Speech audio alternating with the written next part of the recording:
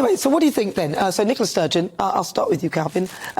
Nicola Sturgeon, she's obviously going on about independence. She literally will not let it go. No. She's going to try and use it. Obviously, she thinks she's going to fail this next attempt, then try and use the next election as a de facto referendum. I mean... Yeah.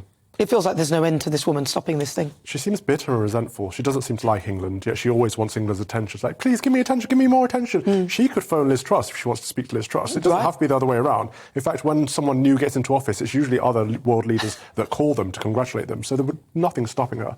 As for Liz Truss, I do think she should be reaching out to the horrible Mark Drakeford and Nicola Sturgeon, because we do need to strengthen the union. As much as these people are divisive, intolerant and anti-English, we do need to keep them on side. In your view, they probably... Well, I don't know whether they would disagree. Well, so maybe they wouldn't disagree with you, I don't know. But I'm trying to be generous. So I tell you who Nicola reminds me of? Oh, no. Meghan Markle. Do you think? Whinging and moaning. Oh, she hasn't called me, it's all about me. No, she hasn't called me, saying, oh, Theresa May called me within a month. Boris called me within 2 weeks.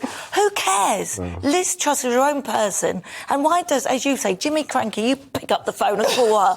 I'm sorry. I've just had enough of this woman. I think she does everything for a reaction. And I actually think she's reckless, irresponsible, and at times quite dangerous. And she's an attention seeker. Liz Truss was completely right. Although I do think, obviously Liz Truss should speak to her, but then at the same token, as you said, you haven't called me, I haven't called you, and then she's saying deal with it in a grown-up way. Well, then pick up the phone and call Liz Truss if that is the case.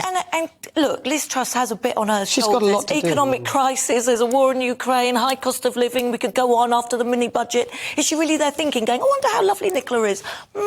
She's got all these big problems, so give her a break. It's not all about you. I think we should get rid of these devolved nations and just have one United Kingdom government. Well, wasn't that Tony Blair's plan? I mean, he set this thing up. He made things worse. I think we should undo all of the work he did.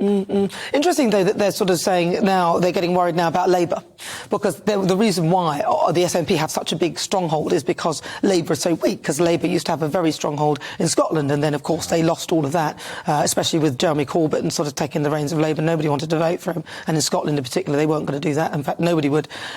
So it's really difficult for Labour to sort of gain ground, but it feels like the SNP are now worried that the Labour Party will gain ground, because they're talking about Keir Starmer as though he is a threat.